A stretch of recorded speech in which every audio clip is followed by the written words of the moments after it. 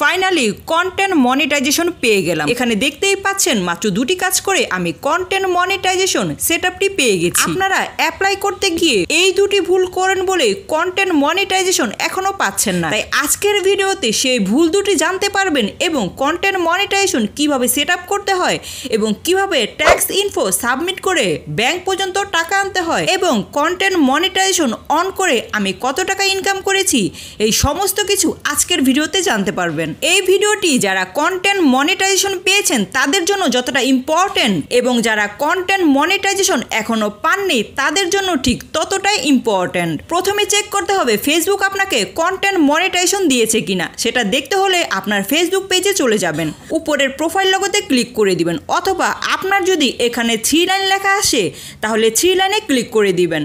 Click করার পর এইরকম পেজ চলে আসবে, প্রফেশনাল ড্যাশবোর্ড, এখানে ক্লিক করে দিবেন। দেন এইরকম পেজ চলে আসবে। আপনি স্ক্রল করে একটু নিচে চলে আসলে কন্টেন্ট মনিটাইজেশন সেটআপটি পেয়ে যাবেন যদি ফেসবুক আপনাকে দিয়ে থাকে। এখানে দেখতেই পাচ্ছেন আমি কন্টেন্ট মনিটাইজেশন সেটআপ করার অপশনটি পেয়ে গেছি।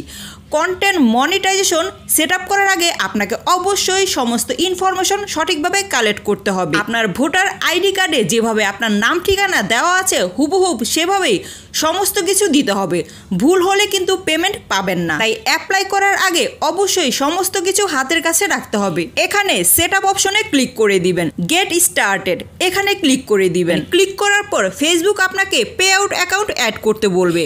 পে আউট অ্যাকাউন্ট কি? ইউটিউব চ্যানেলকে মনিটাইজেশন করানোর জন্য যেমন একটি অ্যাডসেন্স অ্যাকাউন্টের প্রয়োজন হয়, ঠিক তেমন ফেসবুক পেজকে অথবা ফেসবুক প্রোফাইলকে মনিটাইজেশন করানোর জন্য একটি পে আউট অ্যাকাউন্টের প্রয়োজন হয়। পে আউট অ্যাকাউন্ট কিভাবে ক্রিয়েট করতে হয় ইউটিউবে সার্চ দিলে অনেক ভিডিও পেয়ে যাবেন, ক্রিয়েট করে নেবেন। আমার যেহেতু আগে থেকেই একটি পে আউট অ্যাকাউন্ট ক্রিয়েট করা ছিল তাই আমি এই অ্যাকাউন্টটি সিলেক্ট করে দিচ্ছি। তারপর নেক্সটে ক্লিক করে দিবেন। ক্লিক করার পর এইরকম পেজ চলে আসবে।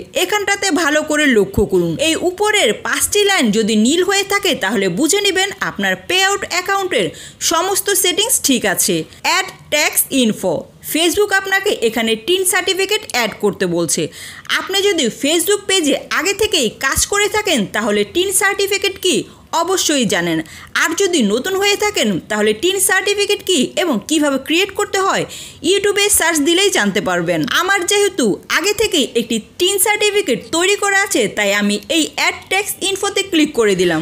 আপনি যে ফেসবুক আইডি দিয়ে পে আউট অ্যাকাউন্ট ক্রিয়েট করেছিলেন সেই অ্যাকাউন্টটি উপরে শো করবে।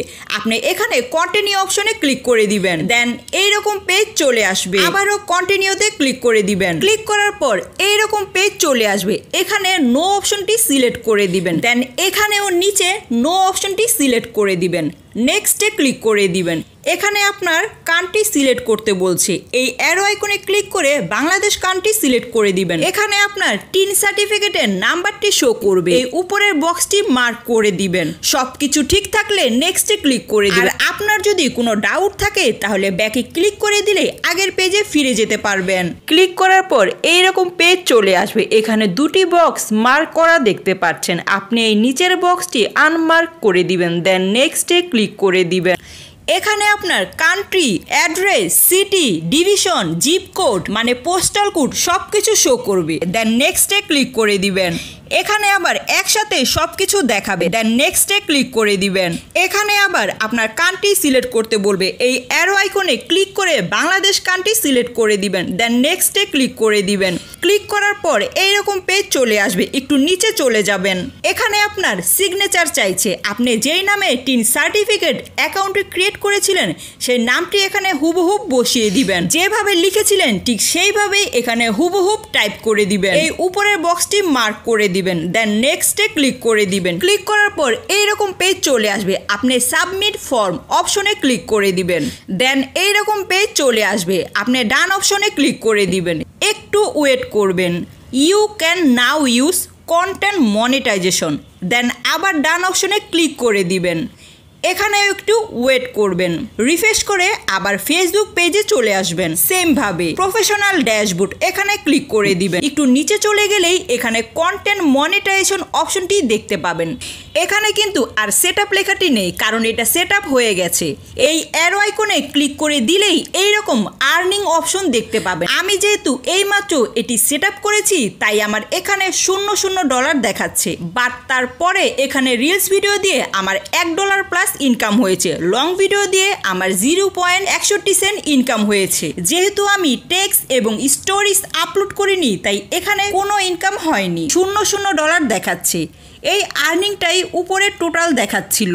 এখন কথা হলো আমি কিভাবে অ্যাপ্লাই করেছিলাম, যার কারণে 1 ঘন্টার মধ্যে কন্টেন্ট মনিটাইজেশন পেয়ে গেলাম। অ্যাপ্লাই করতে গিয়ে আপনার কোন দুটি ভুলের কারণে কন্টেন্ট মনিটাইজেশন পাননি এবং কিভাবে অ্যাপ্লাই করলে কন্টেন্ট মনিটাইজেশন পাবেন সেটা জানতে হলে আমার এই ভিডিওটি দেখুন। কন্টেন্ট মনিটাইজেশন অন করার জন্য আপনাকে আরো 15টি শর্ত মানতে হবে। এই শর্তগুলো কি জানতে হলে আমার ইউটিউব চ্যানেলে গিয়ে এই ভিডিওটি সম্পূর্ণ দেখুন।